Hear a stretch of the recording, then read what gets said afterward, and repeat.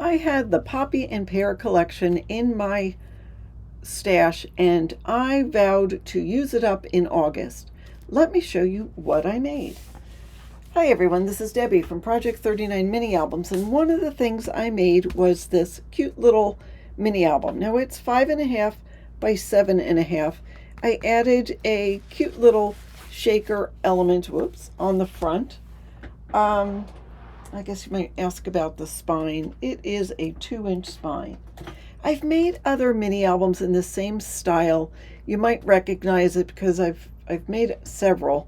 And I had a couple of blank mini albums in my stash, so I decided to use it for this collection.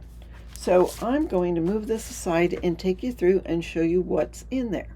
Obviously for the cover, there is that shaker element. I use these pretty flowers and just a little stripe on the front that I had matted on some other coordinating cardstock. It matched this.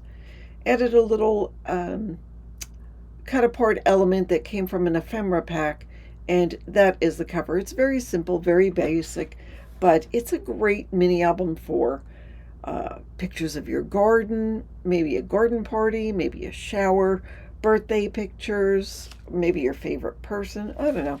It's a good all-around mini album. Inside is the front page has this cut apart as a tuck spot, and I just added one of the elements that was in the ephemera. I just matted some white paper on top of a blue photo mat. So this is a what size? 3.25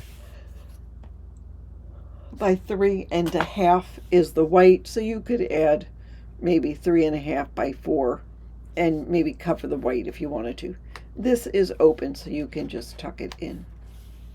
This next page, actually it's a set of 3 pages. We've got the diagonal pockets here on the side, and in these pockets I have a multitude of cut aparts. These are 4.25 by 6.25, so you could add a 4 by 6 photo on there. It would cover some of this paper. If you wanted to, you could actually take a 4 by 6 photo, cut it down a little, and still show some of that border. That's just a possibility. And then the back just has other paper. And there was a tag here. I just thought it would be fun to add. It just does, you can write something on it if you wanted to. And as far as writing, you can write on this, or you could add your photo right on top of that page. Here is another photo mat and another tag.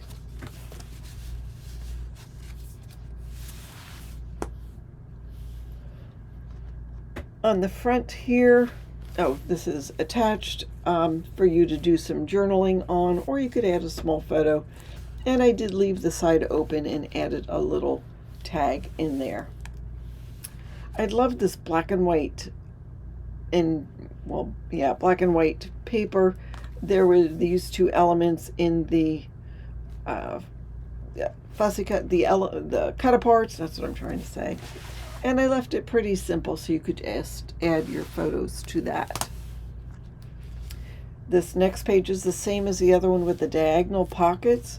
So we've got a photo mat, a couple of tags, room here to journal on, a room there for 3.25 by 4.25 photo if you want. Again, it's open, so you could add something there. And here is another cut apart to add a photo to or journal on. Here's another room for a small photo, and I just put this in there as a fun little tuck spot. Couple of pages here. You can add photos right on top of there. This will fit. You could put 3.5 by 4.5 photo here, or even bigger. I mean, you can cover the polka dot or confetti paper if you wanted to, and add your photo to there. And the inside back cover has that photo mat, and this will open. Here is a cut apart, room to add photos, and room on here to journal. So that's held down with a magnet, really simple.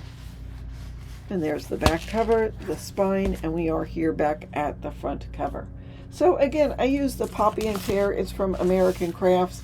I did another mini album with this and a smaller one that I was just trying something out. I'll show you that in another video. All I have left of this was this striped paper. I just didn't have the right spot to put it. So I'm not sure what I'm going to do with this. Maybe I'll try a one sheet wonder kind of project. But that is what I made with Poppy and Pear. As I said, I will put a link in the description to show you the other albums I made using the same 5.5 by 7.5 mini album, as well as the tutorial. Go ahead and hit that like button before you go, and if you're not subscribed to my channel, I'd love to see you subscribe. Thanks for watching and have a fabulous day.